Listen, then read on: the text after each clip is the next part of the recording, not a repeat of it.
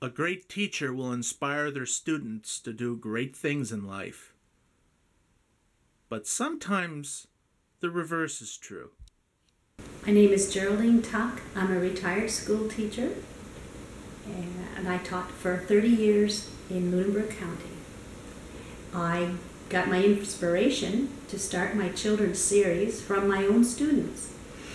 I was asking my students to write, but I wasn't writing. I thought, that's not proper. I thought, wow, I could write and show and be a good example.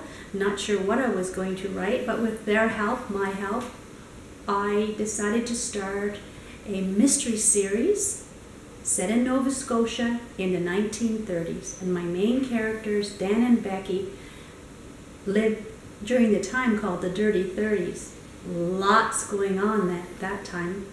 And they solve mysteries in the first book. It's a rum running mystery, and in book 2, it's a gold mining mystery. Later this year, book 3 will come out, and they take a stab at trying to solve the Oak Island mystery. The students inspired me to write, but I was not a writer, so I joined a writer's group. And I find if you have a feeling that you'd like to write but feel alone, other writers are so good at encouraging you, and they will help each other, and they understand some of the frustrations of holding down a job, trying to write, trying to be creative but not having the time, wondering if your work will ever be good enough to be published. So it really helps to have a support group. And the first book took 5 years to write because it's a historical fiction, so you have to do the research and you had to find time in a busy life. Book 2 only took 2 years to write because I retired and didn't have to work outside of the home, but life still is busy, and I rejoined a writer's group for book 2. And book 3, again, I think is going to take another couple of years because I want my research to be accurate. I need to know what was happening in Nova Scotia in the 1930s and then put the facts in the story around fictitious characters.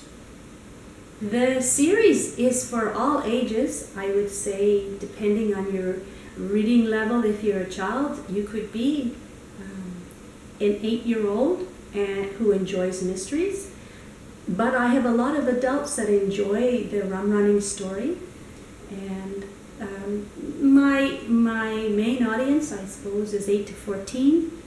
The books are on the teacher's book order list for the grades 3 to 6. Maybe you'd put the book down and that would be the end of it, or maybe you'd be wondering what happened next. That's how the series came about. A lot of the students who read book 1 said, well, what happens next to Dan and Becky? So I would like my readers to take away the thought of, now what? What could they solve next? If you're looking to get into writing, join a writer's group. They'll give you the support that you need.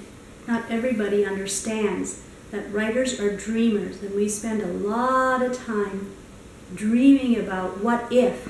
I wonder who that person is. I wonder what would happen if someone could fly. So if you're a dreamer and you're always imagining what if, write it down, no matter how silly it is, and then go find someone or a group to bounce your ideas off and get encouragement. The door suddenly flew open and a man, wild with rage, burst into the classroom. He was dressed in dirty patched pants and a plaid shirt buttoned high around his neck. A prospector's pick and square-faced hammer, pointed at one end, hung from his belt.